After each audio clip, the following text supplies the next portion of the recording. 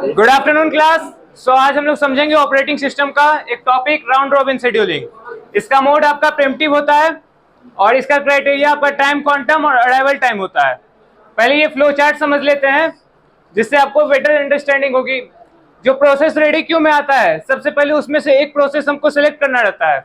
फिर ये decision box है आपका जिसमें BT less than equal to time quantum है। ये अगर क्राइटेरिया फॉलो होता है कि बस टाइम अगर less than equal to time quantum हुआ तो आपको प्रोसेस बीटी के अकॉर्डिंग शेड्यूल कर देना है और प्रोसेस टर्मिनेट हो जाएगा। अगर ये क्राइटेरिया फॉलो नहीं होता है तो आपको टाइम क्वांटम के अकॉर्डिंग जितना यूनिट टाइम क्वांटम दिया हुआ रहेगा क्वेश्चन में उतना आपको शेड्यूल करना है, देन आपका फिर से वो प्रोसेस रेडी क्यू में जाएगा। तो चलिए इस राउंड रॉबिन शेड्यूलिंग को एक क्वेश्चन के थ्रू समझते हैं। हमारा एक क्वेश्चन दिया हुआ है जिसमें टाइम क्वांटम 2 दिया है, आपका प्रोसेस 6 प्रोसेस है, आपका अराइवल टाइम दिया हुआ, बस टाइम दिया हुआ है। तो इसको राउंड रॉबिन शेड्यूलिंग के अकॉर्डिंग शेड्यूल करते हैं। 0 पे प्रोसेस हमारा P3 आया है और कोई प्रोसेस नहीं है अभी। इसका टाइम क्वांटम 2 दिया है और इसका BT 6 है। तो वो जो क्राइटेरिया आपका है BT less than equal to TQ, इसमें 6 लेस देन इक्वल टू 2 ये फॉलो नहीं कर रहा है, तो इसको टाइम क्वांटम के अकॉर्डिंग शेड्यूल कर देंगे P3 को 2 यूनिट के लिए। अब देखेंगे कि 0 से 2 में हमारा कौन कौन सा प्रोसेस आ गया है। देख P6 आ गया है और एक P1 आ गया है। अब P3 2 यूनिट चला है, इसका BT आपका 6 है, तो ये 2 यूनिट चला है तो इसका भी BT 4 बचा है और ये फिर से रेडी क्यू में आ जाएगा। नाउ अब P6 हमारा रेडी क्यू में है तो P6 का BT देखेंगे 4 है। अब इसी क्राइटेरिया को फॉलो कराएंगे, 4 लेस देन इक्वल टू 2 में नहीं आता है तो ये भी टाइम क्वांटम जितना चलेगा 2 यूनिट। अब 2 से 4 तक में हमारा प्रोसेस P4 आ गया है एंड P5 आ गया है और P6 का 2 यूनिट चला है P6, तो इसका भी BT 2 यूनिट अभी बचा है तो ये फिर से आ जाएगा रेडी क्यू में। नाउ हमारा प्रोसेस अब P1 है, P1 का BT और टाइम क्वांटम इक्वल टू में फॉलो हो रहा है तो इसको BT या टाइम क्वांटम जितना शेड्यूल कर देंगे 2 यूनिट के लिए और ये टर्मिनेट हो जाएगा।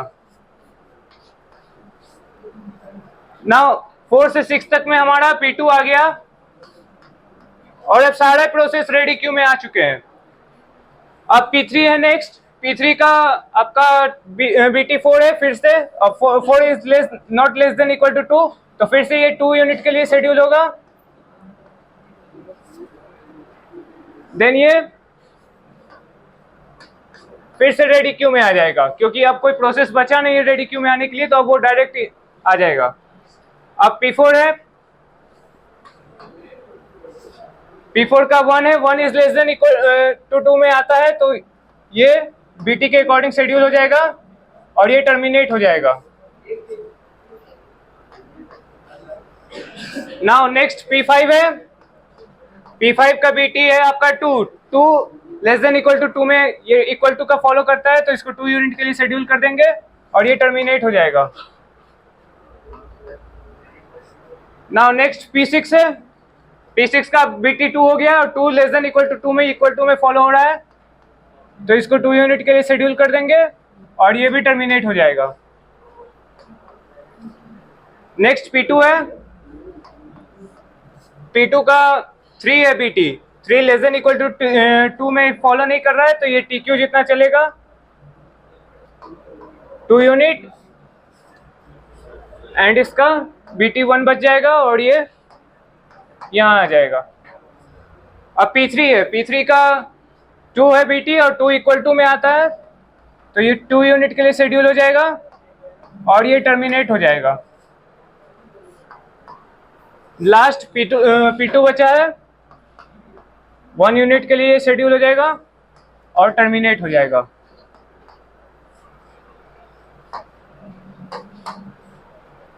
P1 का कंप्लीशन टाइम 6, P2 का 18, P3 का 17, P4 का 9 P5 का 11 एंड P6 का 13। टर्न अराउंड टाइम निकालने के लिए CT माइनस AT करेंगे, तो ये 4, ये 13, ये 17, 6, 7 एंड 12। वेटिंग टाइम निकालने के लिए turn around time minus BT करेंगे, तो ये 2, ये 10, 11, 5, 5 एंड 8। रिस्पॉन्स टाइम निकालने के लिए पहला जो सर्विस टाइम है उसमें से माइनस करेंगे AT को, तो 1 का पहला सर्विस टाइम 4 है और आया ये 2 पे था, तो इसका रिस्पॉन्स टाइम 2 हो जाएगा। P2 का 13 माइनस 5 8 हो जाएगा। P3 का 0 माइनस 0 0। P4 का 8 माइनस 3 5। P5 का 9 माइनस 4 5 एंड P6 का 2 माइनस 1।